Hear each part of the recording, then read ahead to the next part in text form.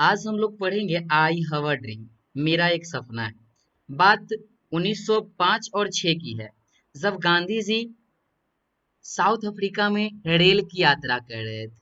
उस दौरान उन्हें कुछ बूढ़े अफसर आए और ट्रेन से धक्का मारकर, रेलवे के डब्बे से धक्का मारकर बाहर निकाल दिया, ये कहते हुए कि तुम काले आदमी हो और फर्स्ट क्लास के टिकट से तुम यात्रा नहीं कर सकते हो, फर्स्ट क्लास के डब्बे में तुम टिकट नहीं कर सकते हो। उन्हें मारा पीटा भी।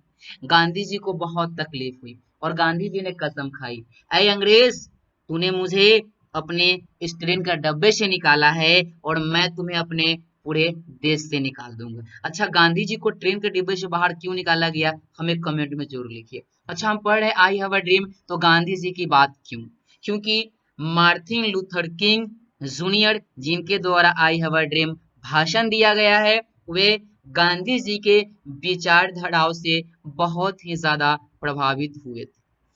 अच्छा, ये मार्टिन लूथर किंग जूनियर है कौन, पहले हम ये जान लेते हैं। वे एक अमेरिकी नागरिक थे, जिनका जन्म 15 जनवरी 1929 अटलांटा जॉर्जिया यानी जियोर्जिया, यूनाइटेड स्टेट में हुआ था। इनकी मृत्यु 4 अप्रैल 1968 एसटी जोसेफ्स हॉस्पिटल मेम्फिस में हो गई थी।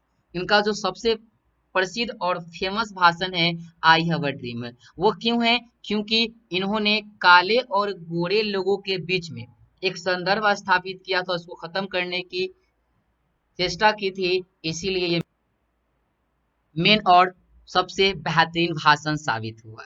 चलिए पढ़ते हैं इसके लेसन्स के समरी को, आई हैव अ ड्रीम का समरी, और लाइन बाय लाइन एनालिसिस करते हुए चलते हैं, ताकि आगामी एग्जाम में आप इसका ऑब्जेक्टिव भी अच्छे से याद कर पाए, रट्टा मारने की आवश्यकता नहीं हो समरी के साथ साथ।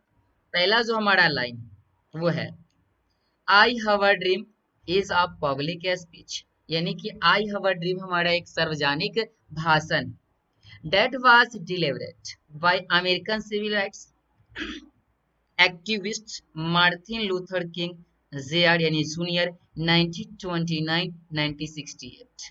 यानी कि आई हैव अ ड्रीम एक सार्वजनिक भाषण है जो अमेरिकी नागरिक अधिकार कार्यकर्ता मार्टिन लूथर किंग जूनियर के द्वारा दिया गया था। ये जो भाषण है वो वे इस भाषण में काले और गोरे लोगों के बीच में जो गलत बहम था उसको खत्म करने को लेकर के ये भाषण दिए। आगे है, during the march on Washington for jobs and freedom on August 28, 1963, in which he called for civil and economic rights and an end to racism in the United state. यानी कि ये जो भाषण है 28 अगस्त 1963 को Washington for jobs and freedom पर मार्च के दौरान दिया गया था। ये भाषण, क्वेश्चन आते भाषण कब दिया गया, जिसमें उन्होंने नागरिक और आर्थिक का आह्वान किया था तथा संयुक्त राज्य अमेरिका में अधिकार और नस्लवाद को खत्म करने की बात की है। जो गरीबी है उसको भी खत्म करना है, लेकिन उसके साथ साथ जो सबसे बड़ी समस्या थी गोरे और काले लोगों के बीच, चूंकि काले लोग गोरे लोगों का बहुत ही ज्यादा मजाक उड़ाया करते थे, और समझिए तो काले लोगों का वहां जीना बहुत ही एक बैड लाइफ हो गया था। इसी बीच वे इन बातों को लेकर के भाषण दिए थे मार्टिन लूथर किंग जूनियर। आगे हमारा है, he was awarded the Nobel Peace Prize in 1964, the youngest person to receive it। यानी कि उन्हें 1964 में नोबेल शांति पुरस्कार से सम्मानित किया गया था, जो इसे प्राप्त करने वाले सबसे कम उम्र के व्यक्ति थे। यानी कि ये अवार्ड उन्हें बहुत ही कम उम्र में दे दिया गया था, जो इसे प्राप्त करने वाले कह सकते हैं बहुत ही कम उम्र के व्यक्ति थे। ये अवार्ड उन्हें 1964 में दिया गया था। आगे है,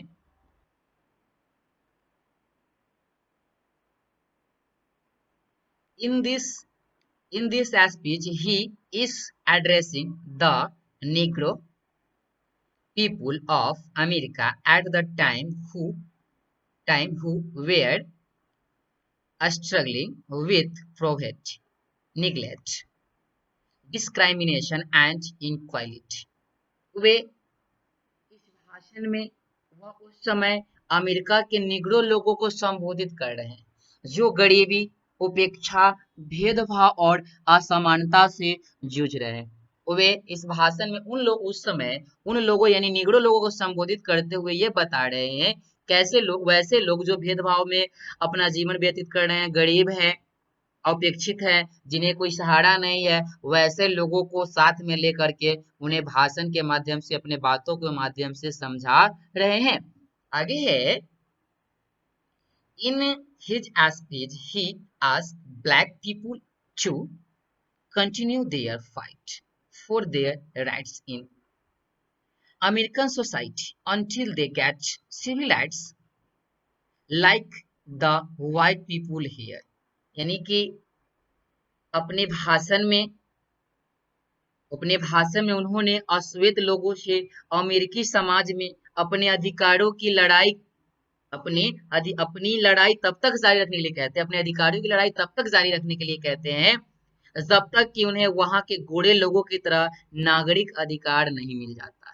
यानी कि जहां अमेरिका में वे रह रहे होते वहां लोगों को जीना तो है, लेकिन काले लोगों का जीना वहां बहुत ही कठिन था, क्योंकि बहुत एक समझिए तो वहां वो जन्म लेने के बाद वे वहां के नागरिक ही नहीं माने जाते थे।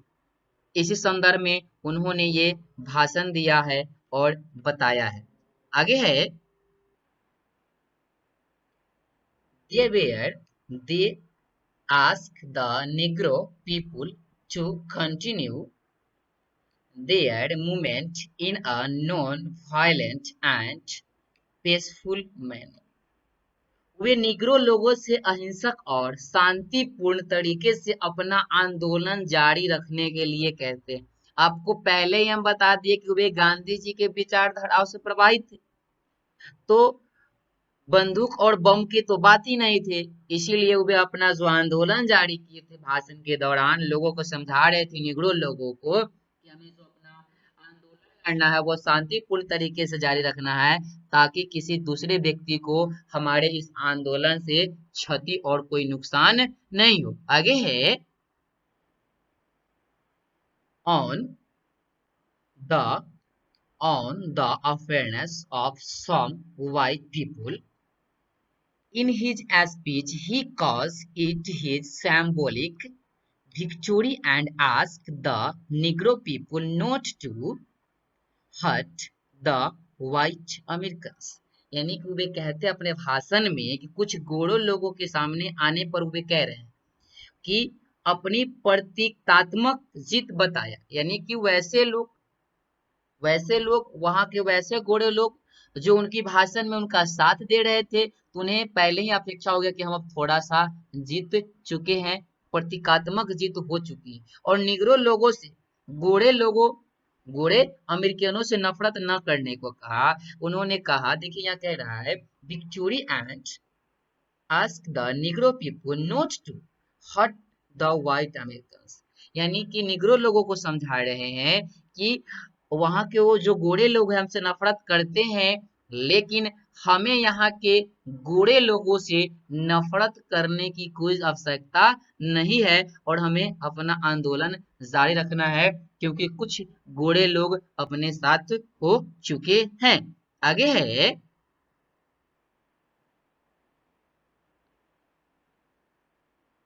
in this speech Martin Luther talks about his dream of an American society in which there is mutual harmony between blacks and whites, no class in exploited on the।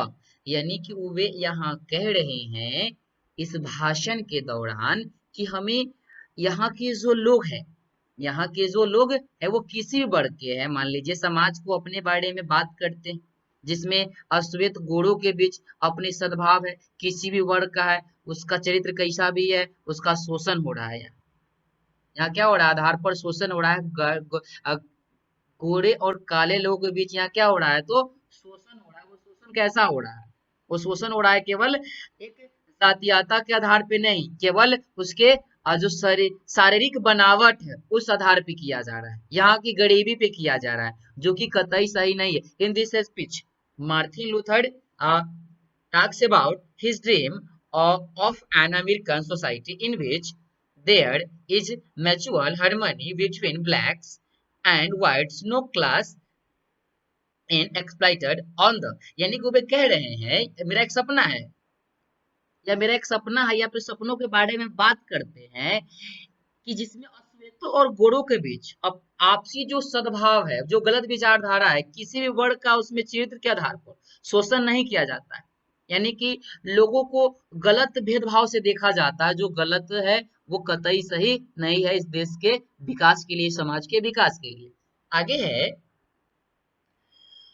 basis of its character, white children mix and play with black children। देखिए बहुत ही simple है, कह रहे हुए कि गोरे बच्चे या गोरे गोरे बच्चे काले बच्चों के साथ घुल मिल जाते और खेलते, ये कितना अच्छा लगता है देखने में। और मेरा सपना है कि ऐसे हर एक पीपुल हो और यहाँ के हर एक समाज में रहने वाले लोग हो जो एक दूसरे में घुल मिल करके अपना जीवन व्यतीत करे। यहाँ है, all the branches of inequality in the society should be arrested। यहाँ वे कह रहे हैं कि हमें समाज में जो भी असमानता के खिलाफ जो गलत खामियां है, यानी समाज में असमानता की सारी खामियां जो भी है गलत है, उसे हमें क्या कर देना चाहिए, मिटा देना चाहिए। अतः लोगों के बीच ऐसी जो भावना है काले और गोरे को लेकर के, इसे बहुत जल्द खत्म कर देना चाहिए। आगे है, this historical speech by Martin Luther reflects his optimistic sentence। यहाँ वे कह रहे हैं जो कि आशावादी को दर्शाता है, वे उनका कहना है कि इनके साथ हमें इन सब की बुराइयों के साथ को जो खत्म करना चाहिए और हमें समाज में एक नया बात, नई चीज, नई परंपरा लानी चाहिए जो गोरे और काले के भेद को क्या करे, खत्म करे और गरीबी को खत्म करे। लाइन और पढ़िएगा इसको, this historical speech bye Martin Luther reflects his optimistic sentence. Martin Luther का यह ऐतिहासिक भाषण उनके आशावादी रूप को दर्शाता है कि वे किस प्रकार से समाज को जोड़ने का काम किए इस स्पीच में। आगे हमारा है, this speech this speech give strength not only to the Negro people but also to all the people of the world who are suffering from racial discrimination।